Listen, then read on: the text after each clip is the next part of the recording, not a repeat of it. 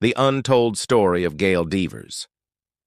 In 1990, Olympic hopeful Gail Devers lay in a hospital bed, staring at her feet, swollen beyond recognition, covered in blistering sores that bled through bandages. Doctors stood at the foot of her bed with a recommendation that would end her athletic dreams forever: amputation. Both feet gone. She was 24 years old, and just 2 years earlier she had been one of the fastest women in America. But Gail Devers looked those doctors in the eye and said no. Just 2 years later, in 1992, she would stand on an Olympic podium in Barcelona, a gold medal hanging around her neck, tears streaming down her face. This is the untold story of how she got there, a journey of resilience, determination, and triumph against impossible odds that will change how you think about what the human spirit can overcome. Early promise.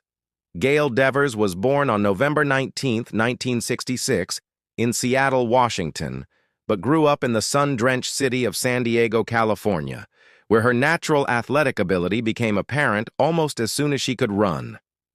She wasn't just fast, she was explosive, with a combination of speed and technical skill that set her apart from every other young athlete in Southern California. By the time she reached high school, Gail had already established herself as a force to be reckoned with on the track. In 1984, she became the California state champion in both the 100-meter dash and the hurdles, a rare double achievement that signaled she was destined for greatness. College recruiters took notice, and Gail accepted a scholarship to UCLA, one of the premier track and field programs in the nation. At UCLA, Gail Devers didn't just compete. She dominated. Over her collegiate career, she won an astounding 9 Pac-10 conference titles, setting the standard for excellence in one of the most competitive athletic conferences in America. She set collegiate records in both the 100-meter dash with a time of 10.97 seconds and the 100-meter hurdles at 12.61 seconds, times that placed her among the elite sprinters in the world. In 1988, her senior year, she won the NCAA championship in the 100 meters, cementing her status as one of the best collegiate athletes in the country. She graduated that same year with a degree in sociology, but her education was just beginning.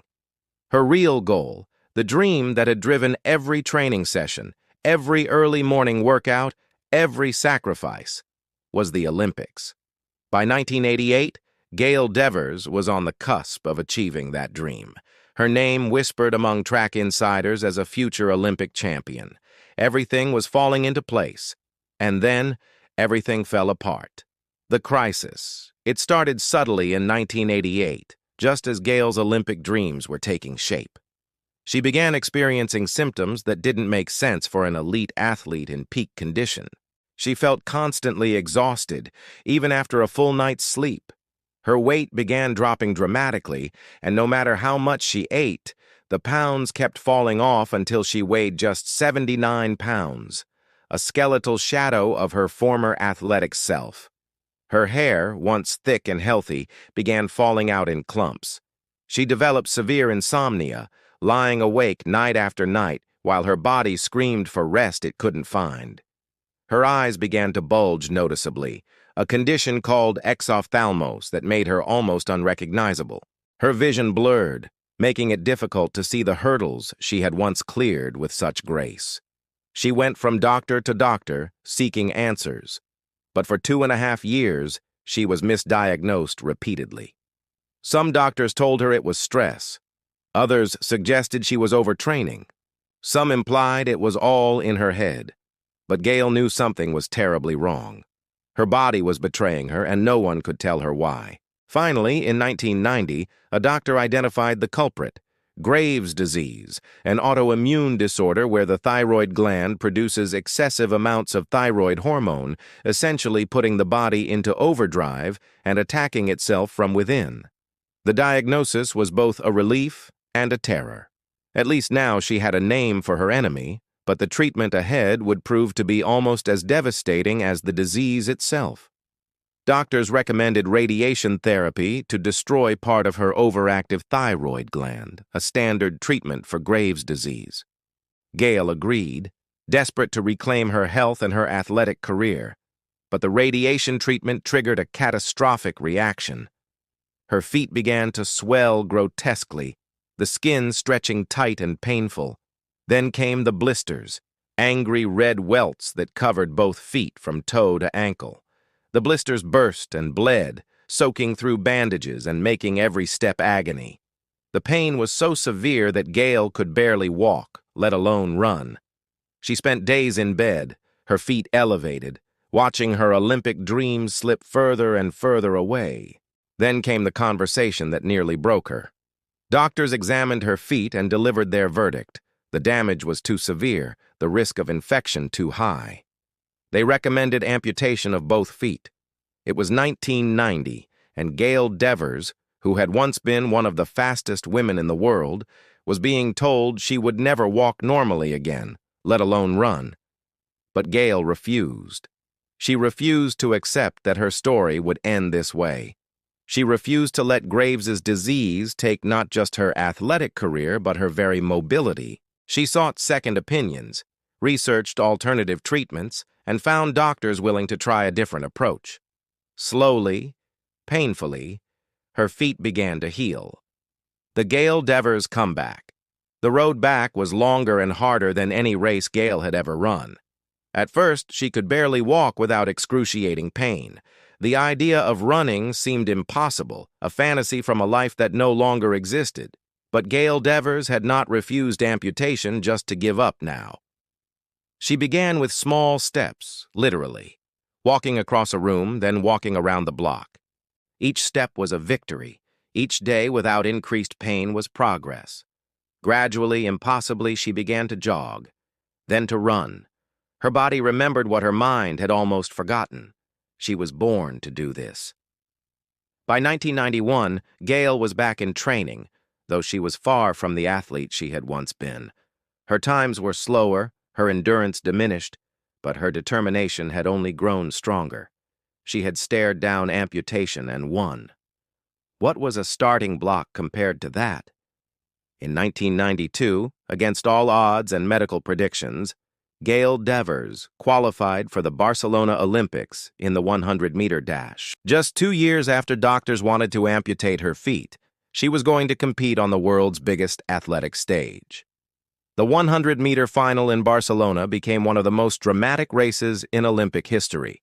5 women crossed the finish line within 0.06 seconds of each other, so close that the naked eye couldn't determine the winner. Gail and Jamaica's Merlene Ottey both lunged for the line, their bodies parallel, their times seemingly identical. The crowd held its breath as officials reviewed the photo finish. And then the result flashed on the scoreboard. Gail Devers had won by 0.01 seconds, 1/100th of a second, the width of a shoelace, the difference between gold and silver. When the announcement came, Gail collapsed on the track, overcome with emotion. She had done it. The woman who nearly lost her feet had just become the fastest woman in the world. Her victory lap was more than a celebration. It was a declaration that the human spirit, when tested beyond all reasonable limits, can achieve the impossible. Gail Devers' legacy. But Gail Devers wasn't finished. 4 years later, at the 1996 Atlanta Olympics, she defended her 100-meter title, becoming one of the few women in history to win back-to-back Olympic gold medals in the event. Her dominance was complete, her legacy secured. Yet perhaps her greatest impact came not from her medals, but from what she did with her platform. Gail became a passionate spokesperson for Graves's disease awareness, sharing her story to help others facing the same mysterious symptoms she had endured. She spoke openly about her struggles, her pain, and her refusal to give up, giving hope to countless people battling autoimmune disorders who felt alone and misunderstood.